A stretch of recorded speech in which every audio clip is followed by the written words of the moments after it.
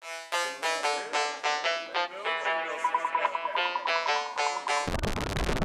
it back.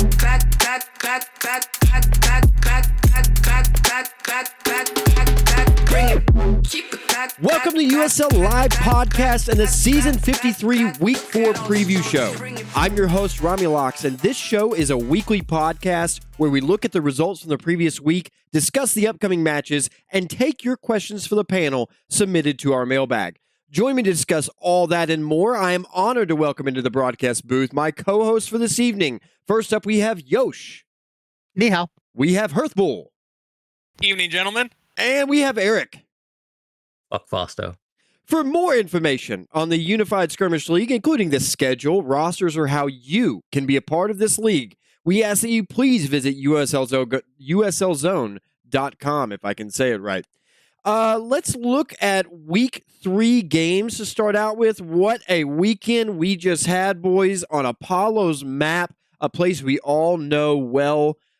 First up, let's talk about Dark Slayers versus Law and Mortar. Your final score, 83-32, I believe. Although the website still is 31, but Eric might correct me. I believe it was a 32 with the extra point for Chuck crossing baselines. Your MVP was Sabotage there.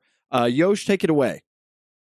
Yeah, this match was, it was Law and Mortar's first time seeing this map. They didn't have they had the right side, so that wasn't really good for them either. But Dark Slayers was missing Typhoon, which killed me in fantasy. That made me very sad. No kidding. On the Law and Mortar side, though, RR did pretty good. I think he went 7-8 in that game. Bias went 7-12. They just looked a little bit out of rhythm, which is okay. Early in the season, still have plenty of time to kind of get your bearings together. Jaguar had a particularly bad game at, there were multiple times where he'd come in and just die, twice in the same battle. Got to look a little bit more from him on that one. On the Dark Slayer side, Sabo, tore it up. Terrio playing demo, did pretty well. Overall, it was just, Dark Slayers doing what they need to do. Absolutely. Hearth? I agree. Dark Slayers looked good. Chuck had a great game on AT. Hell, he was rank 1 for most of the game until Sabo and Terrio kind of took over near the end. On the Law and Mortar side, it was nice to see Axie finally get off a Ripper and go LMG because he really was tearing it up. The problem, again, it's just the inexperience. Every time, at least for the first half of the season, every map's going to be new to them. I kind of wish they would just kind of sit down, stay, I'm not going to say camp, but at least say, hey, look, we're not going to learn the whole map, but we're going to at least learn this certain section and try and do some plays with that. I know Axie doesn't really want to do that with his squad. He doesn't want to camp or ambush. He just kind of wants to do this free flow, but it's really not going to work. So, and they're going to run into the same problem next week with another new map. But again, they showed some promise. Getting Axie did good. Matt did good as a RR user. Jaguar, again, as Josh called out, really needs to put in some time instead of just showing up for game day because he really looked out of place. So, I mean, all in all, it kind of went how I think it should have gone. So hopefully we'll see how they do next week. Yeah, I mean, the score was essentially right at my prediction. And yes, you are correct, Rom. It should be 32 because Chuck did get spec'd for crossing baselines.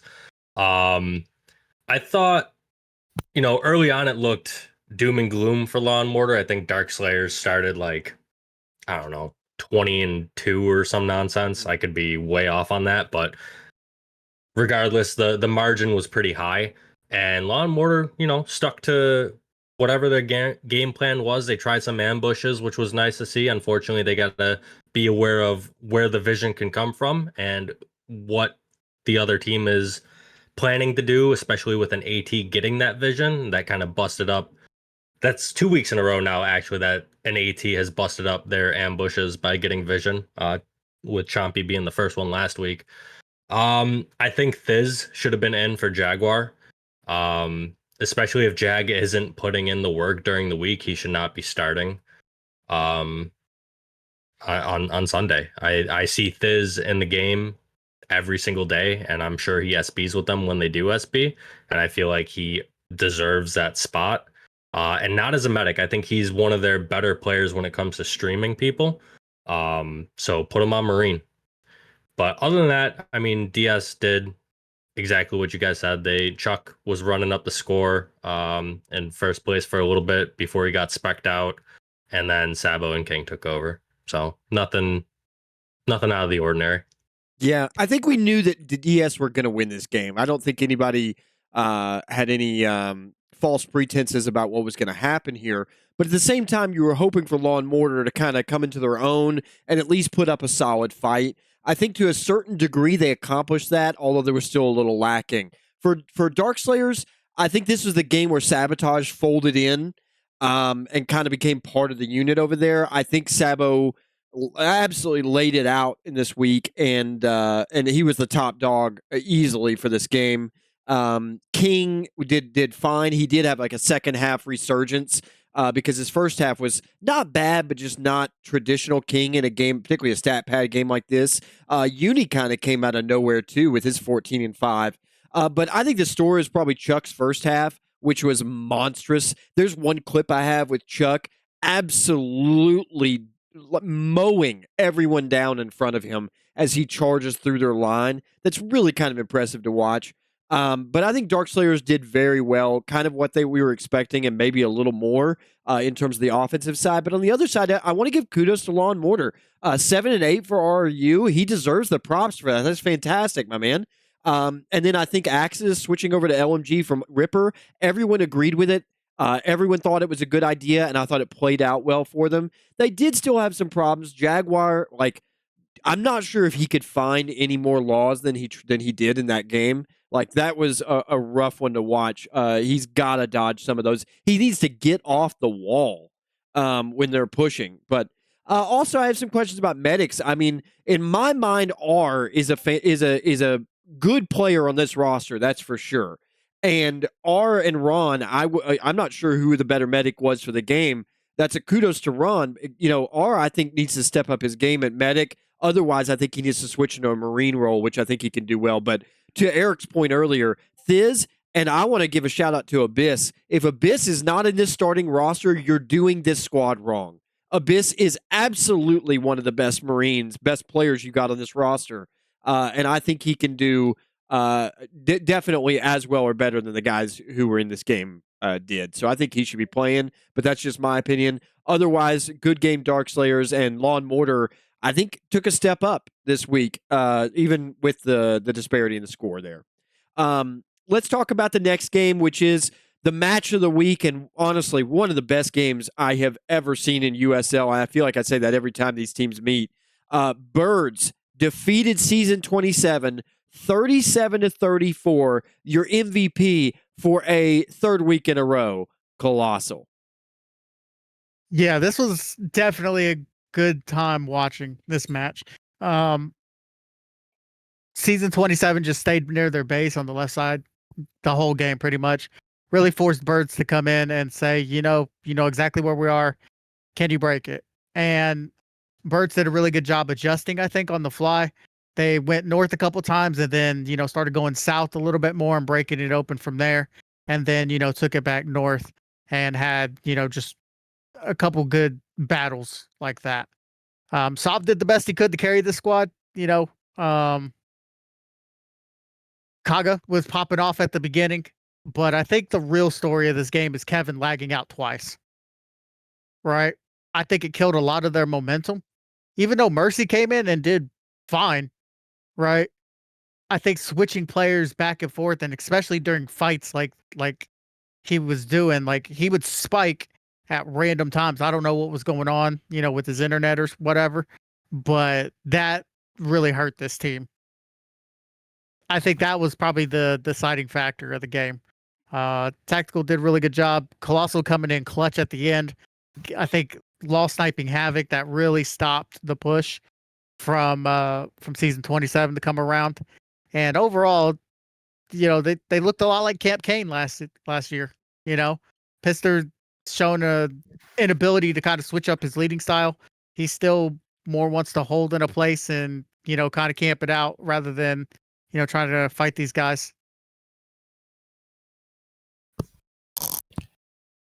Hurst, what you think? It's funny because before this match, everyone was really hyping up it was going to be the Saw versus Chompy battle. And at the end of the match, that was the last thing people were really talking about. Yoshi already alluded to it. It was Kevin lagging out twice. That really affected Season 27. Iron playing Marine instead of Medic, whether that was the right call overall. Looking at the scoreline at the end, maybe not. But I think going into it, we all kind of knew how it was going to play out. Season 27 was going to camp or play defensive in their shell on the left side of the map. We knew that as soon as they won the coin flip. And it was just going to be, how can Birds break it down? And the first 15 minutes, it looked a little shaky. Luckily, Birds, had some really great falls. So even though we would lose some battles, the score wasn't getting out of reach. Luckily, at the end, we kind of pulled it together. We got some great lost snipes. Season 27 kind of started to crack and crumble and trickle in. And eventually, that last 30 seconds when we got up 3 and everyone was just saying, run, let's get the hell out of there. When we pulled off the win, it was a great match to watch from Spec. I'm not going to say anything one way or the other, whether it's Justice versus, Season 27 playing that kind of play style. At the end, it gave them the greatest chance for success. They were good at it, and they pulled it off very well. Season 27 does a great job of hiding numbers. So if you're down on the ground looking, you could never really be sure. And you can see it at the one play where TG kind of walks forward south, and 3 people come from below right on the wall. I know from the comms we were thinking only maybe 1 was there. So when 3 came up, and that was an instant ambush, they ended up getting more kills, pushing us to weed. But at the end of the day, I mean, it really lived up to the hype this whole match for the regular season. Can't wait to see this matchup again, hopefully in playoffs. Listen, Solve tried, Pister lied, and Splitta cried. Um, Damn. I'm tired of hearing the excuse of Kevin specking out for lag was a determining factor, because when Kev got spec'd the first time, Season 27 still won the battle because they took Staley out almost immediately when Kevin got spec'd, and they actually pushed Bird back. And then the second time Kevin got spec'd out, it was after he died to a law. So him getting spec'd out had actually no impact. They should have kept Mercy in. Mercy was playing better. And then they should have also I don't know why they kept trying to ambush south when you only need one person getting vision on the south and you maintain that north angle, right? Because all you have to do is have one person kind of sit to the left hand side of that rock in a safe spot. You'll see them coming through and you can swing and adjust, as opposed to just sitting there ambushing, twiddling your thumbs, and hearing radio silence on comms, according to my sources. The one thing that kind of tilted me from Birds was, I called it during the commentating. There were 4 people from Birds in such a close game. Every kill matters. There were 4 people from Birds just kind of sitting there looking at Mercy hiding behind a rock while they all bunched up and pushed Tactical's team, and Ernie ended up dying for it. I thought that was kind of annoying for me because I see it happen to myself all the time in scrims, waiting for people to actually push in. But, at the end of the day, Birds, Jeff had the last laugh. I heard the interview afterwards and it was quite entertaining. And, Birds remain undefeated. It was a good game. Man, it's a shame they aren't called the Cats anymore, because we can call them the Comeback Cats. One thing you cannot count out is Birds in a game, man. They, for many seasons in a row now, in moments where they look like they might be out of it, they claw their way back in. And this game is definitely an example of that happening. What an incredible game to watch. So much fun. So many momentum shifts throughout this game. To Hurst's point, I mean, we did think this is going to be a fight between Sav and Chompy a lot. And we saw that at the beginning, and Sav got the upper hand, and then they go back into the turtle and kind of play that defensive role, which, seemed like a decent strategy, I guess, if you're just looking to pull out the win. But There's also a risk to that and a big cost. And it gave TG and Tactical an opportunity to swarm around him and, pick up those kills, close that gap. At one point, it extended out, and Herth and everybody from Birds is calling me out for it. I did say I thought the game was over. There was a point there with, I think it was less than 4 minutes where I said, I just don't see how they do it. The momentum seems to be completely against them. But they turned the tide anyway, and they got back in it. And they came, and there was a point where, I think Gift's Law on the top of Plateau when he hit Sov from the north, he took Sov out of that attack, and Season 27 went reeling. I think that was a huge moment. But after that moment, it was like Rio flicked a switch, and Rio turned it into pub, man. He destroyed the south of that map. And I'm not sure who deserved the MVP overall for this game. There were so many big plays, but Colossal was right in the mix too. There were so many big plays from so many members of Birds. I think that they just have to, kudos to all of them.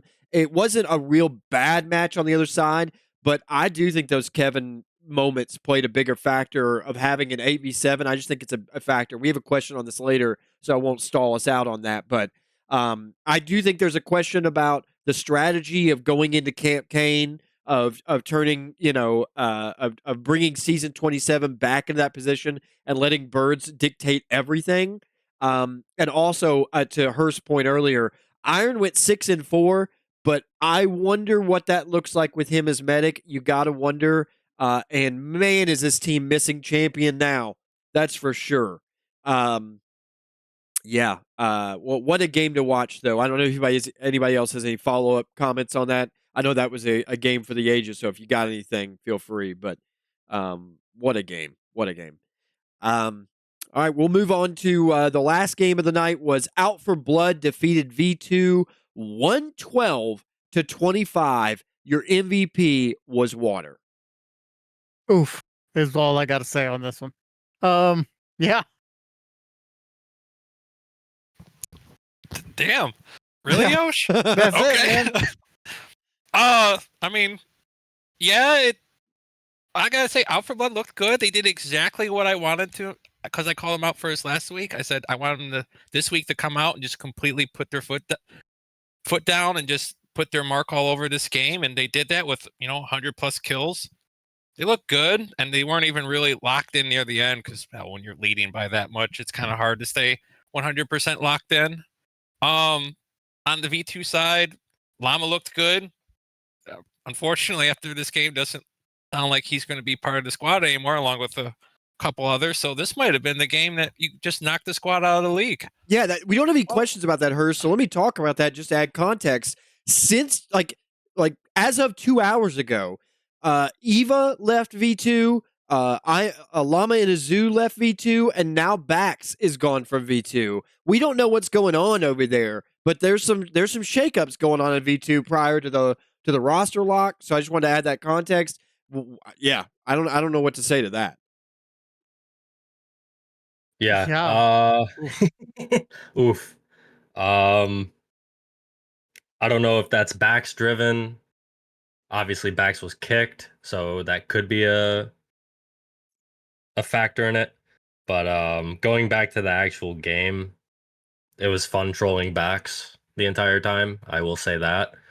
Getting him to chase me, I think 5-6 minutes into the game, all the way left, just to watch him get streamed out was pretty funny. Other than that, yeah, we just corralled him, and it was over from there. Yeah,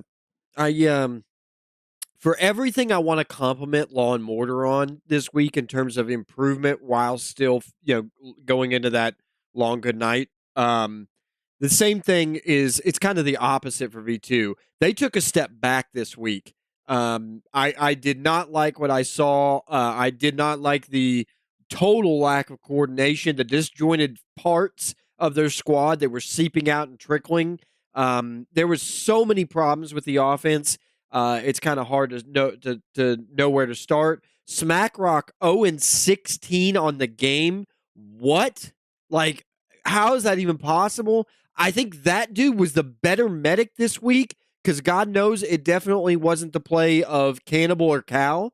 I mean, I don't know what to say. I don't even think Bax played well on this team this week. I think this was a really, really bad game for V2, and I expect better. I think MTR3 as Nader there, completely ineffective on that game in a map that he could have been effective. We've seen in previous seasons him be effective, but not in this game at all. And I think he would have been more behooved to have a Marine there. Llama probably one of the only bright spots. He goes 4-11 for the game, but that doesn't really describe how he played, honestly. But he got cut down. And the one I want to mention on the other side for OFB, Danny. I mean, goddamn, that's fantastic for him. Good job from Iso and Eric as well. Just a really good coming together for Out for Blood. We said they had to have a statement victory. This was definitely it. And V2 going to be reeling for 2 weeks in the little downtime we've got from this loss. So let's move on. Yeah, go ahead. Can I touch on you called out that dude as being better than Cal, and I disagree with you. And for somebody who pays so much attention to healing numbers, looking at Cal's got 4K healing to that dude's That's a good point. 1644. Yeah, Cal might have had some bad deaths, but he's far more inexperienced in this league than that dude is. That dude's played SK now, or at least USL for how many seasons? And Cal is hitting bio darts. He kept Bax alive, I think, north when Bax should have went down very quickly. He did a very good job with the limited experience and the limited polished leadership that V2 has. I think he's going to vastly improve if he gets on a better squad. Just a note, Yeah, he didn't start it. He didn't start as medic that game. He started as Marine. Oh, Cal did? I didn't even pick that up. Yeah, 4032 is. I made a note of that at the end of the game in the commentary. I asked, how did that dude heal the whole game and get 1644? But that's that. I guess he personal healed. I don't know how that's even possible. But I was looking at KD. But yeah, you're exactly right on those points, Eric. I think it was a rough day generally for the team, but maybe there is some point to be taken from Cal there, and the possibility of him improving in the future. I don't know. I need to watch the game probably a little closer. Let's next week we actually have a bye week. That's the July 4th break. So we're going to take July 6th off to encourage people to get outside, touch grass, spend time with your friends and family. We will resume games on July 13th for week 4 games. Let's talk about those now. The 9:30 p.m. Eastern game will be Weaponized Autism versus Darkslayers. I want to know from you guys as you're answering these, do you think that the WA versus DS game is the match of the week, or is it Out for Blood versus Birds? I'm interested in that aspect as well. But talk to me about Weaponized Autism versus Darkslayers, Yosh. So Weaponized Autism has went through a big change, right? A lot of roster shakeups. They did pick up some good people though. They picked up Cage. He's a veteran, very good player. I expect them to try and carry the load along with Pandy on this team. But at the end of the day, I think Darkslayers is going to be too much for him, especially on Bomb's map. I don't think this match is close. I think Pandy's going to try. I think Cage is going to try, but at the end of the day, Darkslayers is just bringing too much firepower for him. I agree. I think Darkslayers are just going to walk all over him. Again, WA has gone through a lot of roster changes, and I don't think at the end though it's a net positive. It's definitely a net negative. Plus, I really haven't seen him put in a lot of practice with the new squad. I haven't seen him in a lot of SB. So after 2 weeks, hopefully they get some practice on Bomb's map. But even then, it's going to be a pretty bad beating by Darkslayers, just kind of like how they gave it to Law and Mortar.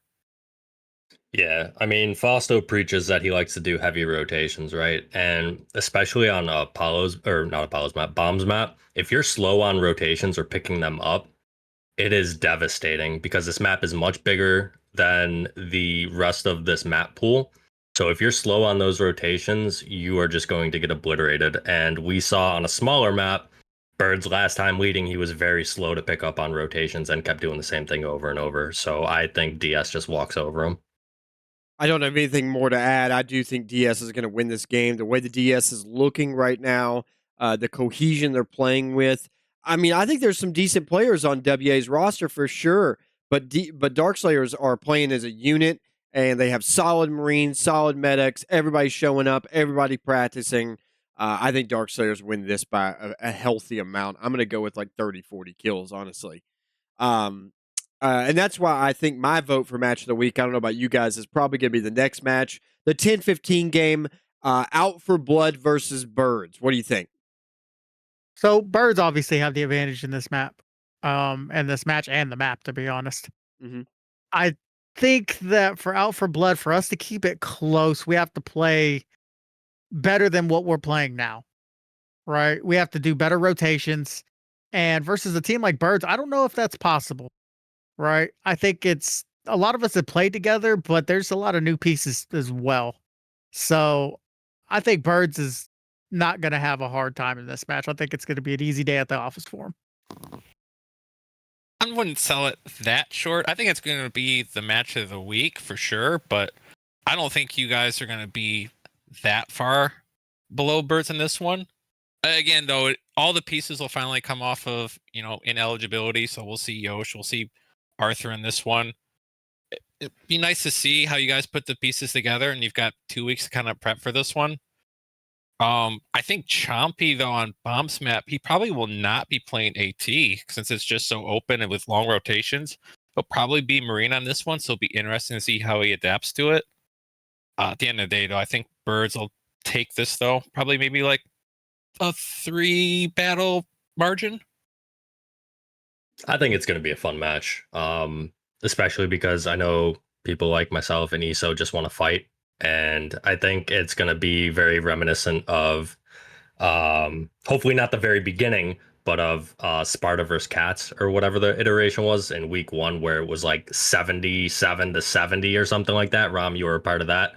So, I mean, I think we'll be able to fight for a little bit, but Birds will end up pulling away towards the second half of the game. I think they'll end up winning by like 15 or 20. I completely agree. I think this is going to be. I think OFB has the best chance of any team not named Season 27 to beat Birds, to knock them off. I don't think it's going to happen, but I think it's going to be closer than maybe some people are suggesting. I'd probably give it within 15 kills would be my guess. Probably within 10. Probably that I think that would be a good day for OFB. But I like the roster. I like the roster we saw this past weekend from OFB. Really curious to see the additions and kind of how everything comes together, because I think the Marines, the top 6 Marines, are really strong for OFB, and I'd like to see them, start clicking and working together on offense. And I think they could give Birds a run for their money, particularly in the first half. But as we've seen in the past, Birds are a second half team, and I think that's when OFB folds. So, yeah, I'm taking Birds in this game, but I think OFB is going to do a better job than most will predict. I think Go ahead. you brought up an interesting point there, Rom. You said that we have the best chance of beating. I'm going to go ahead and say Darkslayers are looking really, really strong right now. So don't discount them. Like, well, let me ask the panel that. Who do you? I mean, so Yosh, you got that's one of my that's my question actually. Well, okay. I got 2 questions, but what team has surprised us the most? Oh, we got one more match. Right? Yeah, we've got one more match to talk about. We got one more. But I like that question. We'll take yours first, okay? Let's go to let's talk about the next match, which is the last match of the week. Law and Mortar versus Season 27. I think Yosh maybe skipped over this game in his head, thinking it's kind of an oof. But Yosh, any other commentary? I mean, I think we're gonna see some rotation pieces. Yeah, we'll see Leak. Good time. For Law and Mortar, do what you guys can. It's gonna be a rough match. I know. Salve is a monster. Fucker shoots at me all the time. Sorry, he shoots at me all the time, and it makes me very sad. So stop shooting at me, Salve, please. We're friends. Winky face. Yeah, it's on the Law and Mortar side. It's gonna be bad. I guess the good news is you've got 2 weeks to mentally prepare yourself for the pounding you're about to take. So just gotta know what you're walking into. And on the Season 27 side, I mean, Yoshi already alluded to, yeah, maybe we'll see Mecha, we'll see Leak, we'll see maybe some different looks on their side and see how it plays out. Yeah. I think this is the game that Axie can get his Ripper fix in. It's a very open map. Especially that South choke. He can hold that South choke by himself as a Ripper all he wants. But other than that, it's going to be a big oof. Yeah, I think probably Bowen needs to start buying that lube in bulk right now. Like Hurst said, planning for 2 weeks. This is going to be rough. This is going to be rough. I do think Law and Mortar should use this game as a let's practice put up the best fight you can against season 27 because there's more this season to go, and you can take the lessons you learned from that and apply it to teams that are not season 27. So particularly, they're going to have, they have a big game that's going to determine if they're in the playoffs coming up. And I think it's a chance for them to improve just small points in their game. I really do hope Bowen absolutely. Why am I in charge of getting the lube? Bowen says, well, you're definitely in charge of getting Abyss to the game because my understanding is Abyss wasn't available this weekend. He's going to be a vital part of this. Absolutely. I would like to see Thiz get some playtime, but Axidus, Bowen, RRU needs to come through for him again. Worth, there's some guys that really need to step it up in this game, and I want to see him do that. But season 27 is going to run roughshod over them for this game, particularly with the additions of Mecha and Leak. So with that, we'll announce that V2 has a bye week. Again, those games are going to be taking place on July 13th. So this is significantly in advance of those games. So V2 having a long period of no play. I hope they can get to work on whatever the hell is going on over there tonight. All right, let's go to the mailbag. Yosh, we teed you up. What you got for us first? All right. Which squad does the panel think have surprised the league the most so far? It's got to be Darkslayers, right? Yeah, I think every other squad has kind of performed exactly where we thought, like compared to preseason rankings. Darkslayers looked actually relatively consistent or even slightly overperforming. So it'll be interesting to see if they maintain that momentum as they face the higher squads in the later end of the season. Just for a different answer, because everybody else is going to say Darkslayers, I'm going to say Birds. And the reason I say this is because they historically have always started off flat. And as Pister brought up in his pre-game shit talk, he always has TG's number, quote unquote, in regular season matches. And way to pull a mecha and shoot yourself in the foot and throw the game in the last 30 seconds while camping left side of your base. So I'm going to say Birds. I don't disagree with that take. That is a hot take, and I don't disagree with it at all. I do think Birds have come out on a different note, but I'm gonna do the predictive model and go with Darkslayers. I had not expected them to come out. I mean, I thought Sabotage was a good addition, but I thought it was going to be kind of the same Darkslayers from last season, which kind of got outclassed a couple of games, and they've just looked different for right now. They look very hungry for the win, making smart plays. They have yet to face really intense competition outside that first Out for Blood game, but I'm looking forward to seeing them in the regular season games against season 27 and Birds. I think the Darkslayers does have a chance at an upset there, and on either one of those, and I'd like to see them try and seize it. This might be the season they actually do it. So yeah, I'd call it for them. All right. Second question is, which of the top 5 squads have let the panel down going into week 4 and why? I would OFB for sure. I Weaponized Autism has its own issues for sure, but OFB had all kinds of talent, and to this point, I still have not seen anything like what I thought they were going to be capable of. And then they start shedding players that I think they needed. I don't know the internal politics. I don't know why Victim is gone, but I don't know that you're better off where you are now. And the Leak loss, I mean, I thought he was a fundamental to the identity over there to a certain degree. That's an interesting one. But I maybe they can pull it out. But as of right now, this point in the season, OFB has not done what I've been looking for. I'll agree with you and say OFB because they did drop that game to Dark Slayers, but not because they dropped the game to Dark Slayers, but how they dropped the game to Dark Slayers, right? I'll also say that I don't necessarily believe the leak loss was big. The Mecha loss was big, but the leak loss not so much. And from my understanding, is it was primarily ESO and leak in matches, shot calling, and they're completely opposites. And they're Leak is more passive, methodical. ESO wants to go in. Well, see, that's what I was saying. Is that Leak is kind of part of the leadership, and now he splits off, and it feels like the ESO branch won the fight, and are now that's who's in charge now. But that then stops the contradictory. One team's going to be super passive, and one team's going to be super aggressive. Yeah, you're actually going to have one full blown identity of okay, let's fucking go in, versus half the team wanting to sit there and. Unless you're Shas, of course, but half the team wanting to sit there and fight in the back versus everybody else going in. I don't disagree. Yosh, Herth, anything on this one? So I'm actually going to go with Law and Mortar, not results-wise. I think results, they're exactly where we expected, but I'm just comparing them kind of like to macro data from last season, where we definitely came in knowing we were going to get absolutely stomped, but at least we put in a lot of practice. We kept up morale throughout the season, and I'm just not seeing that same motivation from this crew on Law and Mortar. And I mean, you've got Axie and RR who were on this squad last season, so I don't know what happened, but it's disappointing for me because I really wanted to see new blood in the scene, and they're just kind of letting me down. I mean, this is not MDR though.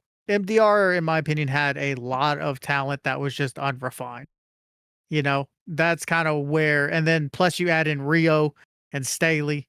Like, this is not even, it's unfair to make that comparison to them. But I'm not talking about results. I'm just talking about like the work ethic. It's not there. I just mentally, they're already down, and they've only played what, 2 games so far? Yeah, I mean that's tough. You know, Bowen's out here saying and repeating MDR had Rio. It has nothing. Yes, Rio makes a huge difference. His point in terms isn't of about the personnel, actual gameplay. Right. Yeah, it's about the actual work ethic of trying to get better day in and day out, and it's not the same. Not even close. And Rio was not there at the start either. So Staley and him joined later on in the season. Yeah, I mean that's true as well. But like, what I want to see from Law and Mortar is I want to see guys like Jag and Worth and Thiz. And, you know, Rom keeps talking about it, but Abyss, you know, I'm high on Abyss. I think he can do something if he would just make the right decisions. And right now he's chosen not to. You know, I think Abyss can be a very viable player, and he keeps making decisions that are counterproductive to that, which makes me sad. But this is just a good proving ground. You know, Axis done a good job bringing a new squad into the league. Definitely appreciate him for that. You know, RR trying to show him the way. And I think they have a lot of raw talent. You know, Worth, you know, not a bad player. Same with this. Good aim. Jaguar needs to work on that positioning a little bit. Reading between the lines on Yosh's response there about Abyss, meaning Yosh tried to poach him and Abyss turned him down, which are the sad decisions. I mean, no, this was during the offseason before he even Abyss joined. does need he needs some tutoring because he needs to get back in the saddle. And I mean, it's about positioning and knowing when to leave the battles for him. I think just knowing when to fall. If he could get those two things, Abyss is fine. He's a very good player on this roster. And he does need to play like that. They need him to play like that. But the thing is like, he's not going to have anybody to show him those positioning because these guys don't know it. That's true. Right? That's true. Like I hate to say this, but it's going to sound dumb, but you don't know what you don't know. And like, who is over there that's going to show you the way on some of these maps?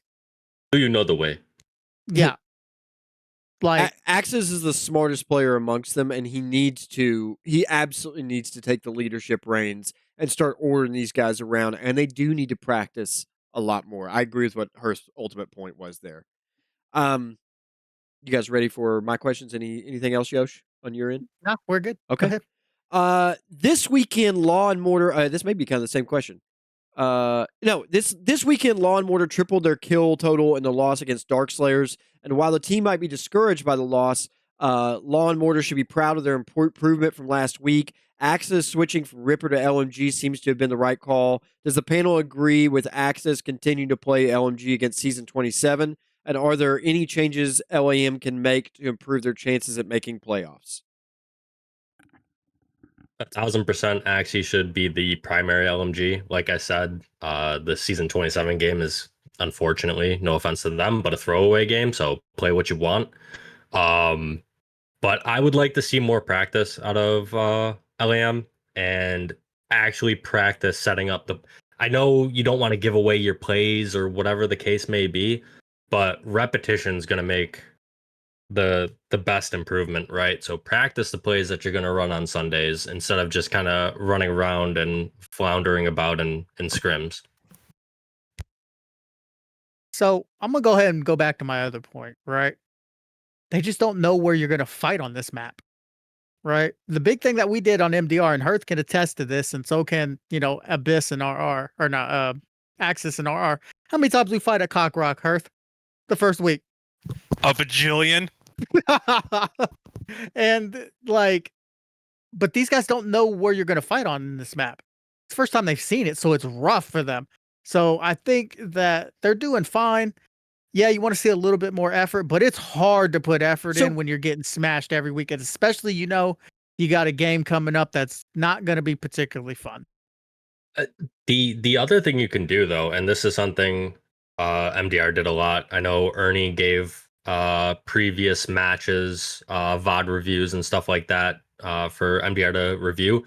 They can look at previous matches and see where all the fights are going to be. Yeah, the map changed just a little bit because there's now a split in that big ass stupid rock where the ridge used to be. But overall, the fights are going to be in the same areas regardless. So they can look at some of the past match histories and take a look and see exactly, depending on what side they have, where they can set up for these fights. Yeah, I agree completely. They need to learn plays, if anything, just to learn, hey, on this map, this is where the fights happen, instead of just kind of walking into it and going, nah, we'll just wing it. The completely wrong way to come into this completely fresh, because you're just going to get stomped all over again. Yeah, don't disagree. Imagine you are Fausto / King and you're picking a lineup for Darkslayers for this must-win game against Weaponized Autism in Week 4. Brillhard and Universal Soldier 2K both want to play, and both are in good form from scrimmages during the week. Which one deserves a starting spot, or would you bump someone else entirely and put them both in? Ooh. See, this is where you're going to have an issue. Go ahead, Eric. I think both of them take a spot over Typhoon at the moment. Oof. Oof. Oof. Well, I mean, you got to add Killer into the mix now too. He joined this roster. Yeah, no kidding. About a week ago. He deserves to play. I mean, these guys are going to have some he's roster a murderer, issues. as I've always said. Is he actually going to show for Sunday though? Like, I mean, you know what I mean? When he has been on a roster, he has shown. He wasn't there this week. Now that could be. I mean, he was vacations and stuff like that. He might have been ineligible. No. He left a squad that was not part of the league. He would have been eligible, regardless of NT is allowed or not. I mean, it says one day. If I'm looking at that, I'll be like, I can't play. No, that's what I'm thinking. Good. I take your point on Killer for sure. And to Eric, to your point, what is it? We've got Brillhart with 11 kills. We've got Typhoon with 10, and we've got Uni with 14. So Typhoon definitely the lowest here. All of them have one game. I think Uni right now is probably my take. I think Uni is playing excellent right now. He does such a good job with pushes and flanks, with being aggressive and smart about it right now. I think it's a new Uni and has been for a few seasons right now, and I think he's only improving. So I'd probably take Uni of all the options right there right now. Well, I think they're Uh, gonna win versus WA no matter what lineup. So this is kind of a proving ground. I would say put in Killer if he shows up, or put in Typhoon. Go look. You guys gotta kind of earn your spot now. You gotta fight for it. Yeah, if you don't mind me answering this from Molo and SpecChat, it kind of just piggybacks. I was asked who my starting 8 for the DS would be if we're keeping Typhoon on the bench. Oof. I wouldn't keep Typhoon on the bench. That's my hot take. Yeah, I'm with you. I think Typhoon has a chance to absolutely pop off, and I think you got to have him to a certain Like, degree. y'all know, I love me some Typhoon. I like his ability and his will to win. That's huge. And So I would say Daddy, Oh. Ender, Fausto, King, Sabotage, Uni, Dead, and Chuck. That's my top 8. I don't disagree with anybody there, except if Killer is present, it's a legitimate question about whether or not he comes in. I just got an inside source saying he will not be active for Sundays. Oh, okay. then why is he on roster then? Sag. Probably just SB, dude. I would like Phony to show out too. I need Phony to get some games in the season. He's my dude. Anyway, let's move on. Pandy currently has 15 kills for weaponized autism. The rest of that squad combined has a total of 20 kills. Obviously, there is a lot of turnover to this point for Big Bird's squad, but which Marine on that lineup do you see as the likeliest to compete with Pandy for kill count moving forward? Cage. Yeah, without a doubt. I have Cage as well. Also, I think Draco can do more than he's doing. I'm calling on Draco to step up and do more than he is doing. But Cage is absolutely the guy. And what a big pickup for them at such a pivotal moment.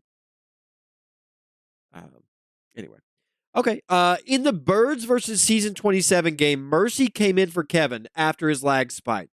However, when the lag calmed down, Mercy was swapped back out again for Kevin.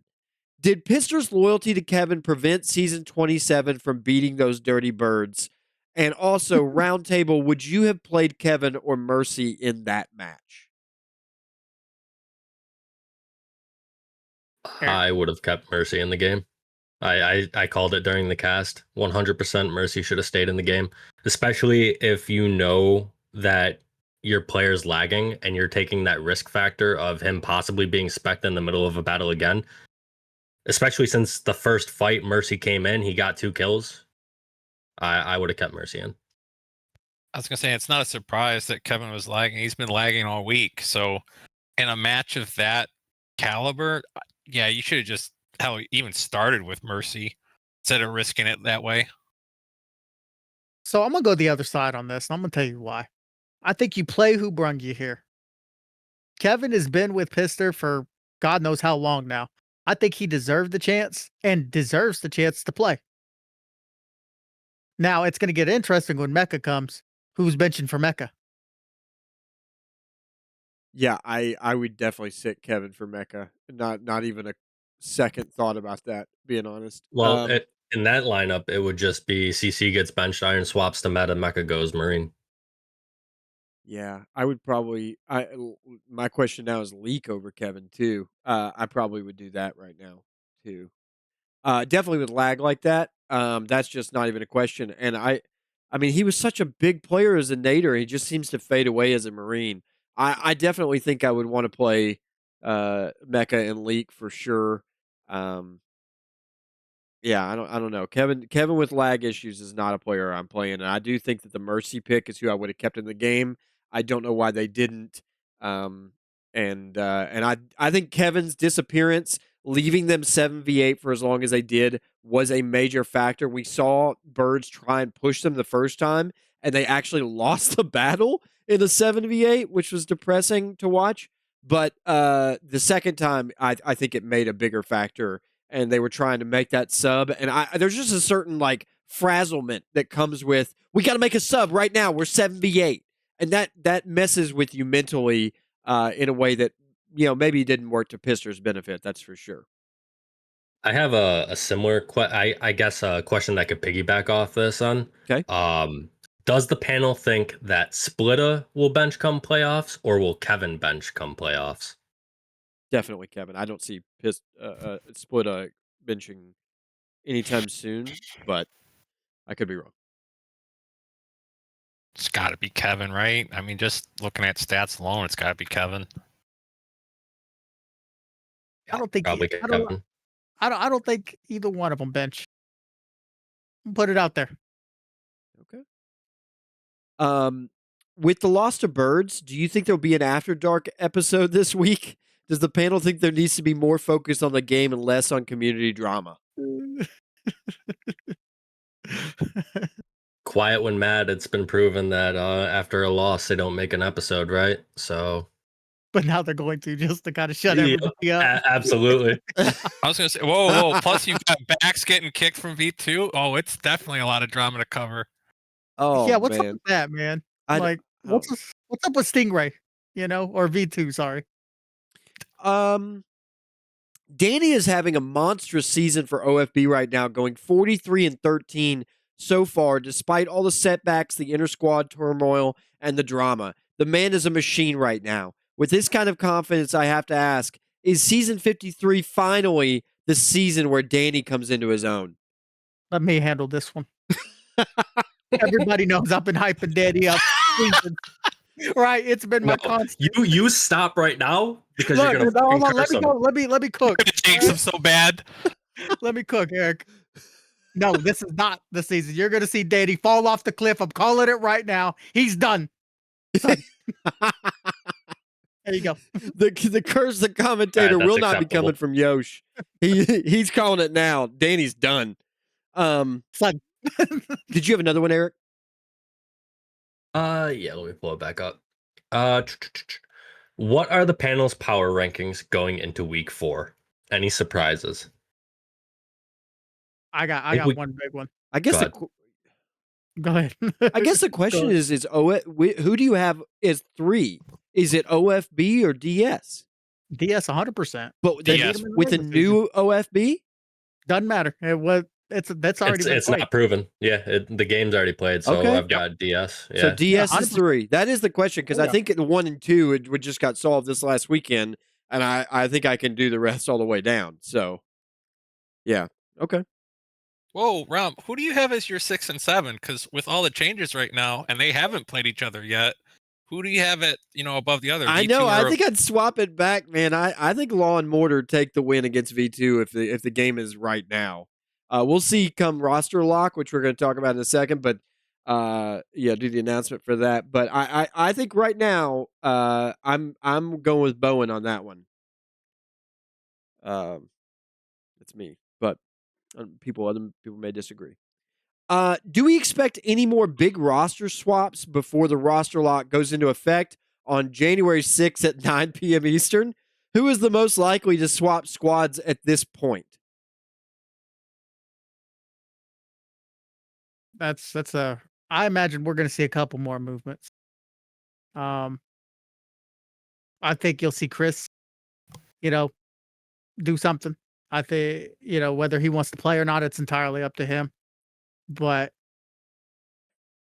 I think he's going to be getting a lot of messages from a lot of people. So A lot of people need his talents. He needs to take him to South Beach. yeah, I mean, he's the man. Please, Chris, come help me. Who do you think, Eric? You got any names specifically? Okay. Herth?